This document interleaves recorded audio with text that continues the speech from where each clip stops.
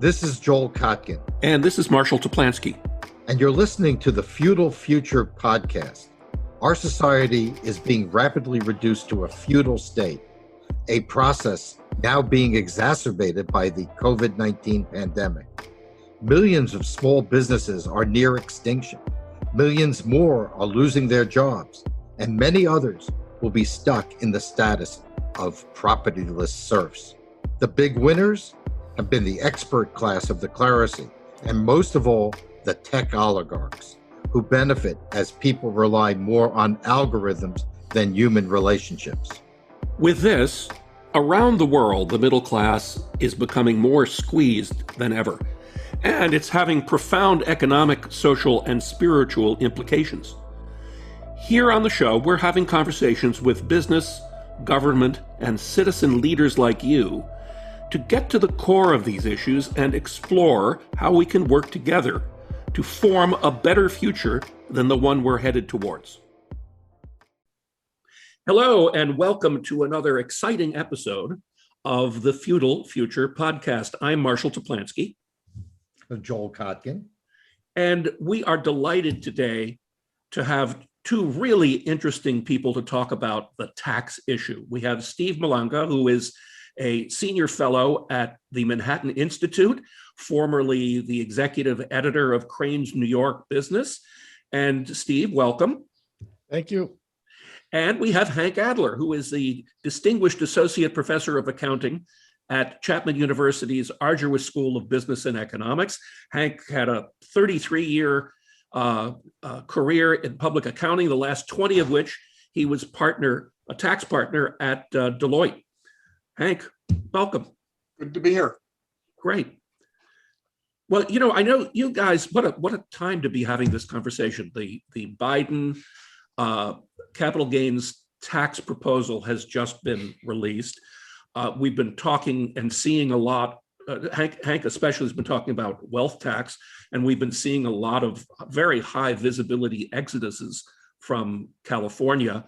And so the big question is, how screwed up is the tax system, and what about these proposals from Biden? So maybe just to get started, do we have a sense of how direct the impact on state budgets is as you raise taxes on wealth? Do we have evidence? I know, Hank, you did some work in California, and I know, Steve, you've been following this. So, because you have to understand, we're working on a project now for the state somebody in the state Senate, and basically he says the average California Democrat doesn't think that high taxes cause any erosion in the tax base or people leaving. What's your experience showing you, Hank, Steven? I'll go first. And from the practical sense, it's been a while since I practiced, but I'm still out there. The number of people who are leaving the state because of the current taxes, more or less the proposed wealth state, is significant. And it's easy to explain why. If we have, under current law, if we have a 20% capital gains tax and a 13.3% capital gains tax for California, and I'm looking 2 years out, I'm going to sell my business, an intangible asset.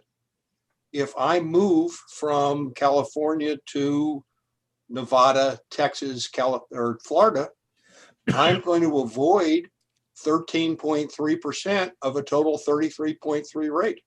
So I can get my car, sell everything, change residences, and reduce the tax bite by a third.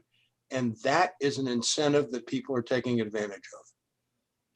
Is that the experience on the East Coast, Steve? Well, so let me put it this way. First of all, the left always makes this claim, and it's based on this idea. Whenever they do studies, they often find that the number of millionaires in a place that's raised taxes is increasing anyway. When you look at those studies, what you find is that if they do increase, it's simply, or at least stay stable, it's actually because of new wealth being generated by people who are still there. But when you look at migration trends, you see that people are leaving. And when you talk to financial advisors, it's unquestionable. And you get the big stories. I mean, I'm old enough to have been, I used to write about when people were leaving New York to relocate to New Jersey. Now they're leaving New Jersey. And the Wall Street Journal wrote a piece about 2 years ago in which they talked to financial advisors in New Jersey. And one of the guys said, my clients are fleeing New Jersey like it's on fire. And that's the reality that everybody who's a financial advisor will tell you about. And then they'll go into why and how. One guy at a conference that I went to, again, an accountant, but with a high net worth, he said that about a quarter of his clients, he was advising on whether or not to leave the state. So clearly that's an issue. The issue, however, is if you take New York City, for instance, the city, because of what's happened in Wall Street, is generating all this new wealth. So there's this like pattern where, the old wealth leaves, but because of when the economy is vibrant, we're generating new wealth. However, tax increases at this particular time, when there are all these challenges to remaining in a place like New York City or Los Angeles, create a whole new level of discussion about this. Yeah, because we've proven that you don't necessarily have to be there in order to generate that wealth. Exactly. Yeah, and the other question I would love you guys to opine on is, at least in California, and you'll know better in New York, Steve, but in California, the concentration of wealth has led to having a very small number of taxpayers be responsible for a very large percentage of the taxes collected. And if it's those small percentage of very wealthy people that are suddenly leaving, what happens to our ability to actually pay the bills and pay our obligations for things like public sector pensions? Hank, what's your sense on that? Well, it's a nightmare, and I want to add the wealth tax to the pot because it's really important. We have today the threat in California of a wealth tax, and that threat enhances people's decision to get out of the state. So what happens is, you forecast, okay, there's going to be a wealth tax. Now my client says, look, I've got businesses I'm going to sell, taxes I'm going to pay. I have a moral obligation to my kids to get out of California because it will expand my estate when I pass away. And Austin's a lovely place. So what happens is you propose a wealth tax to a group of people who are already trying to figure out how to get out of the state. You enhance it. When they leave, not only do you not get that wealth tax that you haven't even passed, but you lose the income taxes that they're paying now. So to your answer is, how do you pay off these pensions? At least the guy in the box in the upper right, I have no idea. Yeah. Yeah. I mean, first of all, 83% of all the millionaires in New York State live basically in 4 counties. They're all downstate. They live in Manhattan. They live in Westchester. They live out on the island. That's an incredible concentration. Wow. Those are also the places. Right? Those are also the places that are under most stress right now. We know from just the cell phone data and stuff during the pandemic that 15 to 20% of New Yorkers just got up and left, and the rich people went and they lived in their second homes, whether their second homes were in the Hudson Valley, or whether they were somewhere upstate farms, or whether they were in Florida. They got out. And we don't know how many of those people are coming back. That's the irony of this tax increase in New York, is that when it was first proposed, and Cuomo was opposed to it when he, when he still had some power that he didn't give up with all the other stuff that, he said he was calling rich people, friends of his, and saying, when are you coming back to New York? And he said, they're not telling me, they don't know when. And the only reason this tax increase passed is because the legislature in New York has now shifted way left, and Cuomo has essentially lost his power. He's forfeited his power. And so you had this tax increase, even though he had said that. And before that, frankly, David Patterson in 2008, when he was governor, he said when they were raising taxes, my friends who are in business are calling me and they're saying, we just can't pay these taxes. The opportunity isn't there. We're leaving. That's governors saying that, Democratic governors saying that. So these tax increases were in spite of those kinds of sentiments. But do you think that one of the issues I assume both for California and New York is the shift in the political environment, which is much more hostile to business and to capital than it was even under, I would argue, even under early Jerry Brown, or as you mentioned, Governor Patterson. So the question is, are we on some sort of treadmill where we lose the middle class, we lose the business people, and so the far left progressives fill in the gap, and there's nobody else? One of the things we found in doing some research, Marshall and I did on California, is almost none of the members of the legislature from the Democratic Party have any business experience at all. Correct. And we lost Morlock, who was literally the only accountant in Orange County. And the union spent $4 or $5 million to take him out in a race normally you could win for $60,000 or $70,000. Yeah, for those of you who don't know, John Morlock was now forcefully retired state senator from Orange County. And as Hank says, he was one of the very few business voices that was actually in the California state legislature. I don't know, is the New York legislature a little different, or do they have, or is it also relatively? No, actually, I did a piece in the Wall Street Journal back when they were raising raising the salaries of the New York State legislature all the way up to $130,000 a year. And the argument was that you had to make these folks full-time because that's the only way they could do their job. And one of the guys I quoted was an upstate guy who was he owned his own construction company. And he said that basically with this kind of legislation, what they did was they said, we're going to pay you $130,000 a year, but you're not going to be allowed any outside income. So you're essentially saying in New York State, we don't want anybody with a real job in the legislature. Yeah. Let me follow up on something that Joel asked a second ago. What's happening in California is we are now seeing big players leave. HP moves to Texas. Ellison moves to the island of Lanai, which I think he owns. And think about that. He's moving to a 16.8% income tax area to avoid California. I mean, it's amazing to think about that. But what's happening, at least my conversations with people at HP, is they are not eliminating the jobs in California yet, but every new job is in Texas. So hence the migration away from California of that next generation of entrepreneurs. I don't know very much about Musk, but I assume it's exactly the same thing. Well, I guess if you factor attrition in over time, that just means that we're going to see a withering of the infrastructure of business here. Well, and add to that, and this is really Steve's world.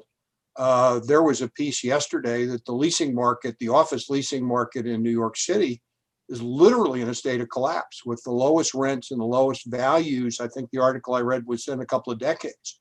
So, the combination of the ability to run that business from out of state, the ability to attract somebody to a state where my individual employee is not going to be paying as high a tax rates, it's a formula for disaster in our various states. And Steve probably knows 1,000 times more about New York than I do.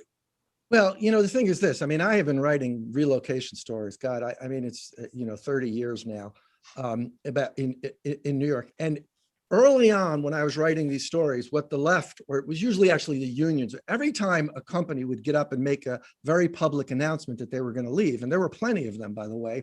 That's how you wind up with so few Fortune 500 companies left in New York City. But every time they made an announcement like this, the unions and the left would always say, people aren't going to rush and follow them because there's no quality of life in other places around the country. When JCPenney left, they said, this is literally what they said.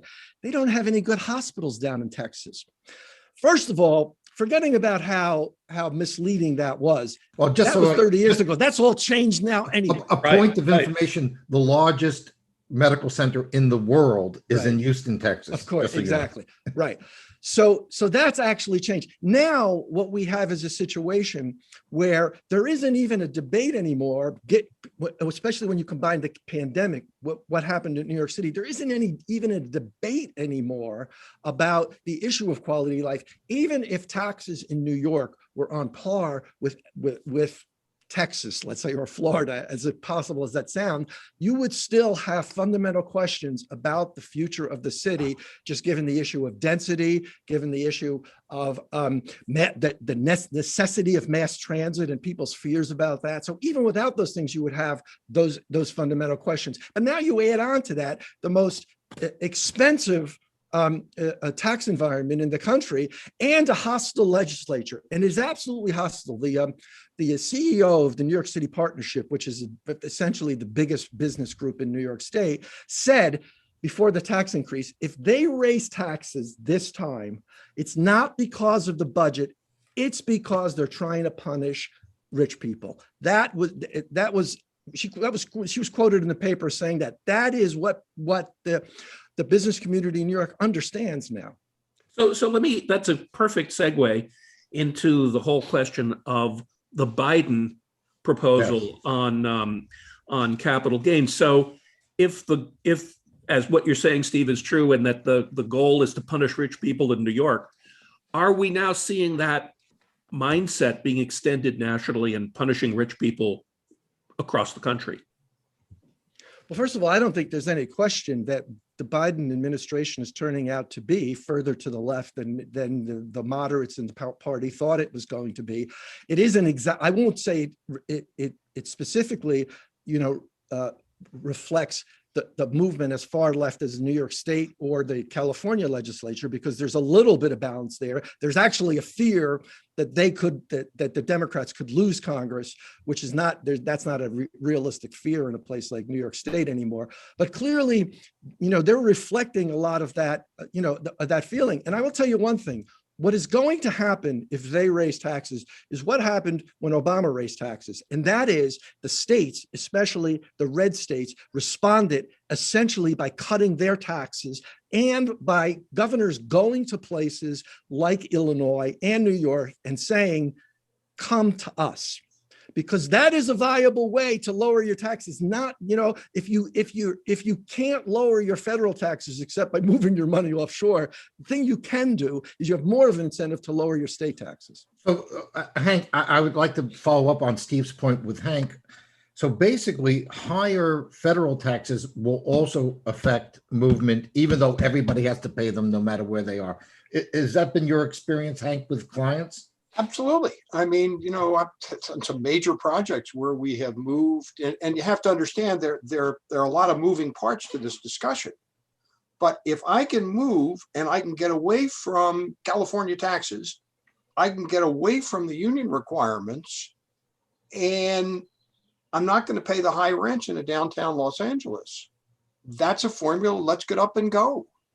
I won't put a name on this, but we auctioned off basically the headquarters of one of my clients 15 years ago.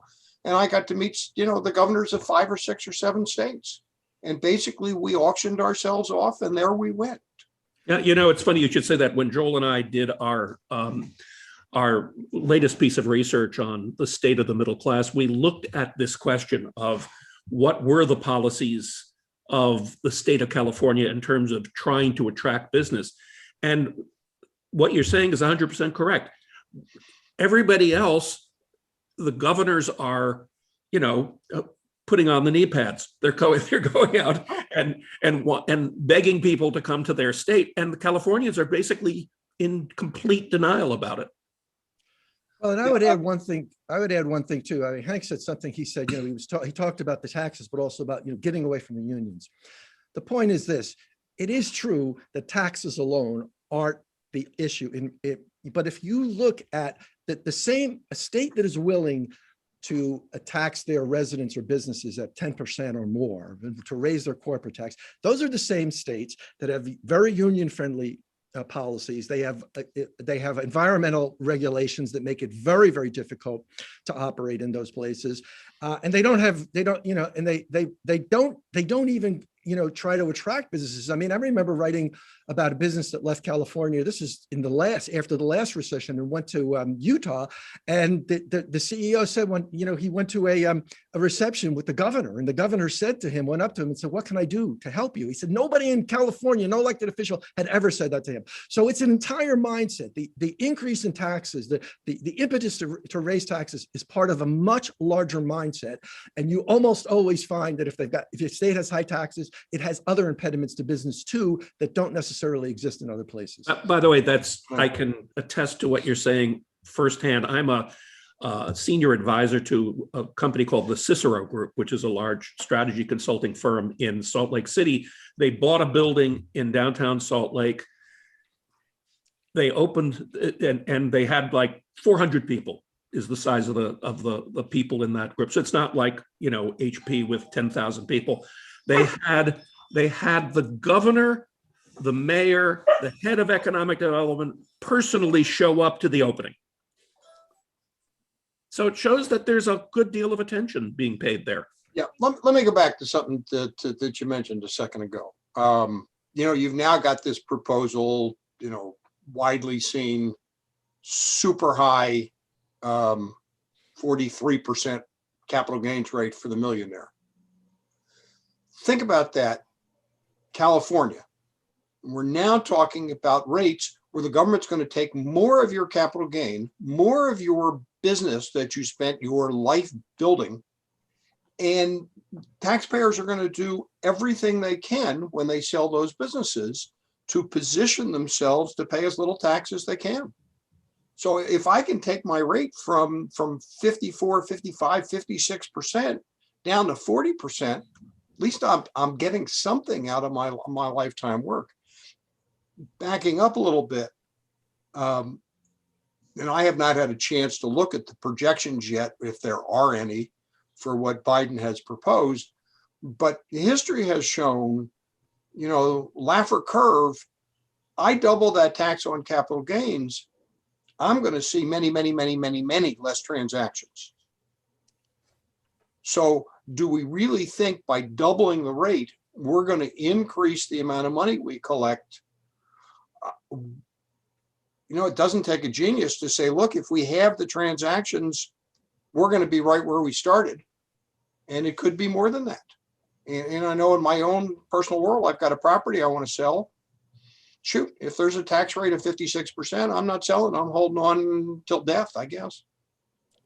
Or Republicans. Till death or Republicans take, which is. And what's the shortfall going to be like on the fiscal side of paying the budgets for public pensions, for funding expanded things like, expanding unemployment benefits? If the pool's not there, are we going to be able to do any of this? No, I can't give you a more complicated answer than that. If what Steve said a minute ago, I mean, are we trying to raise money or are we trying to punish the rich? Tough question. I lean toward at the moment they're trying to punish the rich for reasons I don't quite understand, to be honest. But Thatcher said at some point you run out of money. So how much can you take? I mean, if you impose a wealth tax, you put on top of that what could be a 16.8% rate, people are just going to leave. And with respect to the oldest generation, my dad's obviously deceased because of my age, but my kids are going to want me to be in another state because that's going to be a greater estate tax for them. So when it's time to put Hank in congregate care, Hank would have to hate his children not to go into congregate care in another state. But I guess what I'd like to, before we end, is what's the politics here? Well, I'm trying to understand what's the end game for Biden and for the state legislatures, because as I read the election statistics, the upper classes voted pretty heavily towards Biden, particularly in these particular states. So is there any way, as I raised this article in the Unheard recently, that maybe, the Democrats are going to have to choose between their left-wing grassroots BLM type base and the people who fund their campaign and the people who employ them when they're out of power? How does that situation resolve itself, or are the Democrats going to essentially give up part of their business backing and become, essentially what would be close to a socialist party? And is that viable? Well, I mean, first of all, it's two different discussions where you're talking to a certain extent about the state level or the national level, because again, Congress is in play, very much in play nationally. And right now it's not in play in New York or in California, the legislature. And we keep asking ourselves we're forced now to ask ourselves questions that we never asked ourselves before, which is just how far will they be willing to go? Whereas, Congress is in play and a lot of people are going to become really antsy after big tax increases. Right now, everything looks great because they're giving out free money, but eventually, they're going to start asking for money back. And that becomes a whole other discussion. In New York, I think we have an end game we haven't seen before, which is basically the sky's the limit. And the only thing I can say is that it's almost as if the only equivalent I could think of would be really like after 9/11 saying, here's what we're going to do. We're just going to basically, we're just going to solve this by raising everybody's taxes and increasing the risk. So the thing that I will say in New York, because the place is so different right now, just so different than what it was. Manhattan is so different that there are real questions about whether it doesn't return or not. And if it doesn't, and if a year from now and 2 years from now, there's still, 30% of the people in those offices aren't coming back, then this legislature in New York becomes almost irrelevant, becomes almost a crisis situation. That's a little bit different than the political calculation, I think, nationally, whereas I think a serious mistake or two on taxes and the Democrats will lose control of Congress midterm. Yeah, I just think it's about jobs. If in fact, and I believe this, I guess I believe in the Laffer curve pretty strongly. If people stop investing, and there is this crazy dynamic that Biden was part of an administration that put into place a zero capital gains rate on new business, where you can get the first 10 times your investment back tax free. So you got this. I'm not even sure he understands that he was part of it or he did it. But if you don't have new investment and you have, if you just look at the numbers of what it's going to cost me to sell an investment, let's assume they take half my money. So I sell an investment for $1 million. They're going to take half $500,000. I'm never going to get a return on that $500,000 that I could get on my existing business. So logically, you slow up business, you see jobs decline. And historically, that's what's changed the political game. Because if I'm not making as much money or I'm unemployed, I'm looking for somebody else to be sitting in the governor's seat no matter where I am. And if that doesn't happen, then the world really has changed. And, we lived through a great time. Well, your point about having fewer transactions is really an interesting warning sign, right? I mean, it may be that people just say, hey, I'm going to hold on to my business and hold on to my investments. Maybe we'll see dividend income go up, or dividend distributions go up.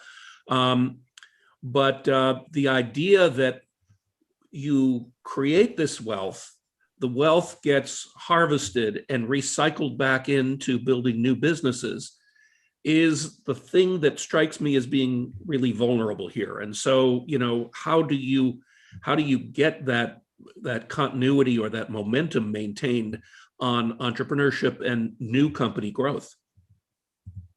Yeah, unknown. I mean, you do have this one little capital gain thing that was really, I think, the first Bush, Obama, and Trump. But that's for big players. That's who they're targeting. So you may be masking old businesses as new businesses. I think it's going to be tough to raise money. You're going to need to change the risk reward calculations to garner more money, and that's going to be difficult. But it's also important to understand that with this administration, those kinds of tax rates are not just going to come by themselves. They are going to come with more union-friendly rules, probably more restrictions on more labor-friendly rules, and just in general, in terms of how you have, we're going to see pushes for things like, national paid vacation and things along those lines. Places like New York and California already have them. So they already have those disincentives. These are the kind of disincentives that essentially they just amount to government saying you have to spend more to run your business. And you have to give that and we're not going to give you any more money for it. In fact, we're going to increase your taxes at the same time. So all of those things are disincentives to new business creation. They raise the risks for starting new business. That's the biggest thing, right? I mean, if suddenly the thing about capital gains tax is that if the government's going to take a big chunk of your capital gains, I mean, how willing are you going to be to make a risk, right? Because the reward becomes less and less. It's like, but the funny thing is, right, the way the tax code works is that, if you get a big, a big capital gains, you got to pay them right away. Then if the market turns around, you get big losses. Well, I'm sorry, you can't take them all at once. You got to take them a couple $1,000s at a time, right? So it's like it increases your aversion to risk. And any small business, the risk levels are enormous to start off with, right? So essentially what happens is fewer and fewer people are willing to take that risk and to invest in new things because the rewards aren't worth the risk.